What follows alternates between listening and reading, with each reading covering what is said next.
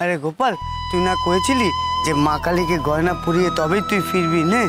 কি করবো গোপী দাদা, তার আগে তো মার শরীরটা খারাপ হয়ে গেল। আমার মনে হয় আমার ইচ্ছেটা আর পূরণ হলো না। তুই চিন্তা করিস নে গোপাল ভাই আমার, তোর মনের সাথ আমি পূর্ণ করব। আমি এখানে থাকবো, আমি মায়ের পায়ে হতে দিয়ে পড়ে থাকবো। তুই যা ভাই, তুই যা, তোর মাকে নিয়ে যা, দেখবি তোর মা ঠিক সুস্থ হয়ে যাবে। তুই যা, আমি গেলাম। চলো চলো চলো, তোমরা পার্কে চলো, চলো তাড়াতাড়ি চলো। সাবধানে যাবে সবাই, গোপালের মার যেন কোনো ঝাঁকুনি না লাগে, কোনো অসুবিধে না হয়। আসি জমিদার মশাই। এসো। দুর্গা দুর্গা দুর্গা।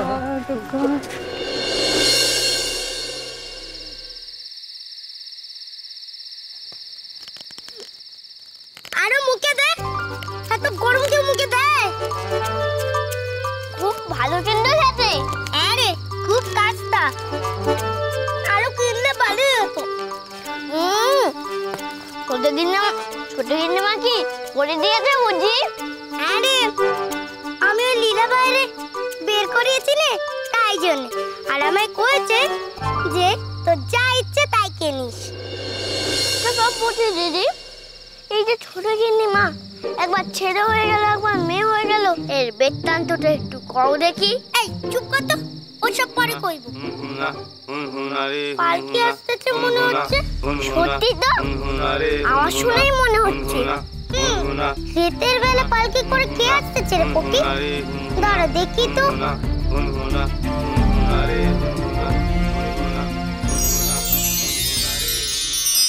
কুমড়ো আসতেছে রে পটিক।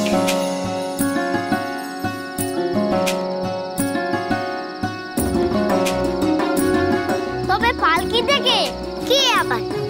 নিশ্চয়ই মা আছে, মাকে আনতেই তো গেছিল। ওর মা আর গোপী দাদা আছে। চ তো, এসে যখন পড়েছে তখন এত কথা বলে কাজ নেই, বরং চল বাড়িতে খবর দি। আর আমি বাকিদের খবরটা দিই। এতদিন পর গোপাল দাদার সঙ্গে সকলের দেখা হবে। এটা ধর, বাকিদের দিয়ে দিস, ঠিক আছে?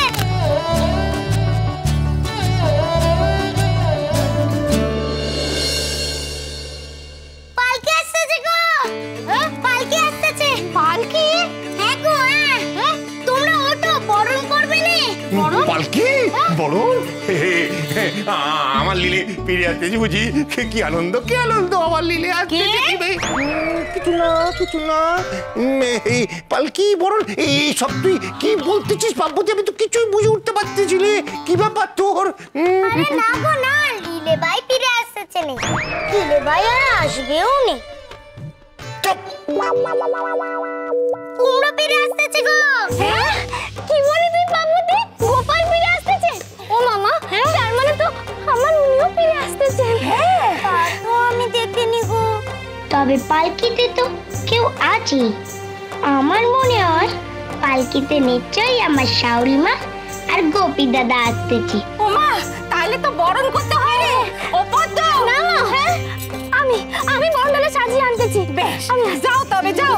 আর আমি জল নিয়ে আসি। যা যা যা, সব গুছি গুছি নিয়ে আয়। ও মা, আমার গোপী আসতেছে, গোপাল আসতেছে। এই তো বৌমা, শোনো, ভালো করে বরণ করো কিন্তু। হ্যাঁ মা। হ্যাঁ, আর একখান কথা, ছেলেগুলো একদিন পরে আসতেছে, তুমি যেন গোপীরা আবার কিছু কইও না। আর যদি কও তাহলে যেন মিষ্টি করে কইও, বুঝেছো? না মা, আমি আপনার ছেলেরে আর কোনো খারাপ কথা কইব না। চলো চলো, এসো এসো। আসো মা, আসো। কি করলো? আরে ধরো ধরো ধরো, বসে দাও। কি হয়েছে তোমার? বসে দাও। এই গোপাল, গোপাল, কি হয়েছে? উনি কোথায়? আমার স্বামী কোথায় গোপাল? আসেনি গো, ওকে নেই রয়ে গেছে। ওকে নেই রয়ে গেছে মানে? তার খুব কষ্ট হয়েছে, তাই যে মায়ের জন্য হত্যেতে পড়ে আছে। ও গোপী দাদা, এখন চার গোপী দাদার কথা আগে না খেতে আমারে বল, শাউরি মায়ের কি হয়েছে? জানি না রে, সত্যি কইতেছি, আমি জানি না মায়ের কি হয়েছে। চলো চলো, মারে তাড়াতাড়ি করে নে, চলো তাড়াতাড়ি। কত ধর দেখি।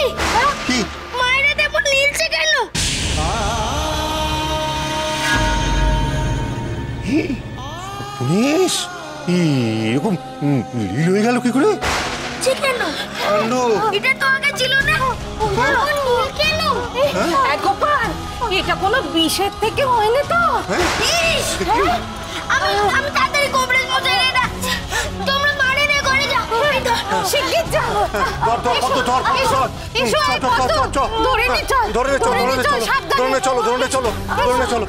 চলো।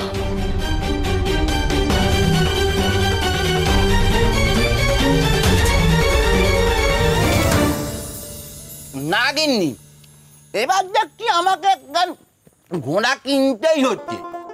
যা দূর থেকে আমার ডাকাচ্ছে, এই পায়ে হেঁটে পালকি করে যাওয়া বড্ড সমস্যা হয়ে যাচ্ছে। তা সেখানে তো থেকে গেলেই পারতেন, ঘরে ফিরে আসা প্রয়োজন কি? কি যে বলো গিন্নি, তাহলে ঘরে যে তুমি রয়েছো, দিনান্তে তোমার এই চাঁদপানা মুখখানি না দেখলে আমার মনটা যে ভালো লাগে না। ঢের হয়েছে, এক্ষুনি তো রোগীর বাড়ি থেকে ডাক আসলে অমনি তো ছুটবেন। মাথা খারাপ, এখন শুধু তুমি আর আমি।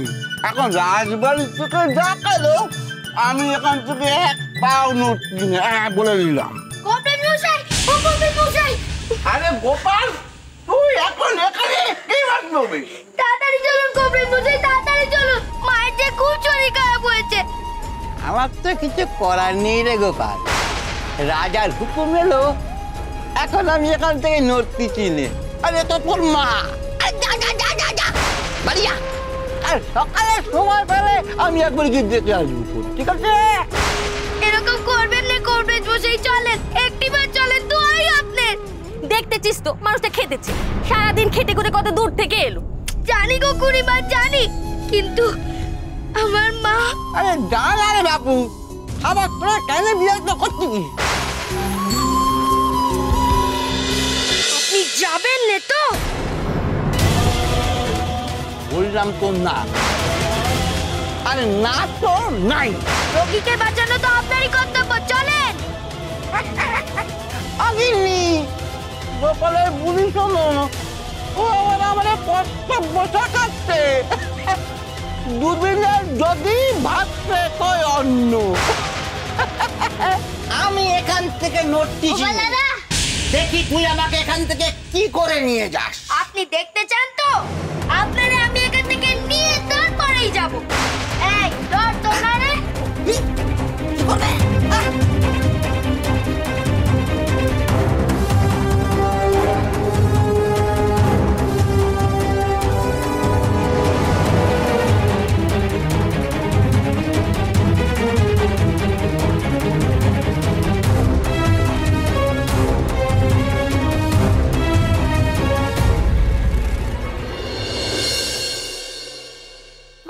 বাতাস কর। দেখেছেন মা, নিজের মাটারে সঙ্গে করে নিয়ে এলো, কিন্তু আমার বরটারই আনলো না গোপাল। বৌমা এখন থেকে এক কথা হয়ে চলেছে, বলি আমিও তো গোপীর মা নাকি? আগে মানুষটা সুস্থ হোক, তারপর না হয় ওই কথা ভাবা যাবে। এখন চুপ করো তো। না থামবে তুমি, আর একটা কথা নয়।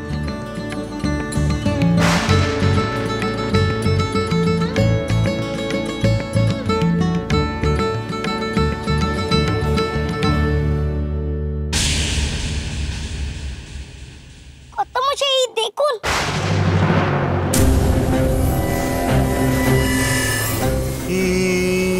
কি কাণ্ড, আশ্চর্য, এ তো আরো নীল হয়ে যেতেছে।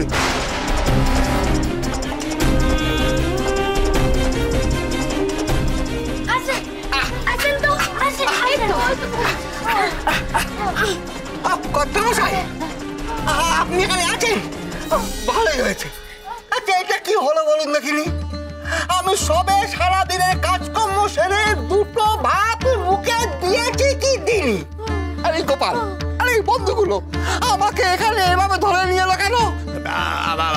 আসলে হতেছে কি কবরেজ মশাই, আমি ওই গোপালের হয়ে ক্ষমা চাইছি, কিন্তু এরকম ভাবে আপনার না নিয়ে এসে কোনো উপায় ছিল না। দেখছেন তো মার যদি এই অবস্থা হয়, কোনো ছেলের মাথা কি ঠিক থাকে? আপনি বলেন। আনার জন্য আমারে মাফ করেন কবরেজ মশাই, কিন্তু কি করব বলেন? মা যে খুব অসুস্থ, মায়ের খুব কষ্ট হতেছে। ইসি যখন পড়েছেন সময় নষ্ট না করে দেখেন না এনারে, দেখেন না কেমন হাতটা নীল হয়ে যেতেছে। দেখি দেখি দেখি কই, এই তো আগের থেকে আরো নীল হয়ে গেছে। কিছু করেন কবরেজ মশাই, কিছু করেন। আরে এর জন্য আমাকে এখানে ধরে আনার কোনো প্রয়োজন ছিল না। রোগের কি উপসর্গ সেটা আমারে কইলেই তো আমি ওষুধ দিয়ে দিতাম। 30 বছর ধরে চিকিৎসা করছি। গ্রামের কেউ কঠিন রোগে আক্রান্ত হলে ছুটে তো আমার কাছেই আসে। বলি সেটা কি আর এমনি এমনি?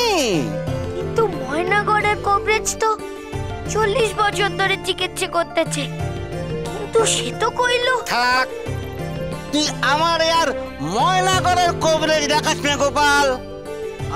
আমি কি আশ্চর্য গোপাল, তুই একটু চুপ কর না।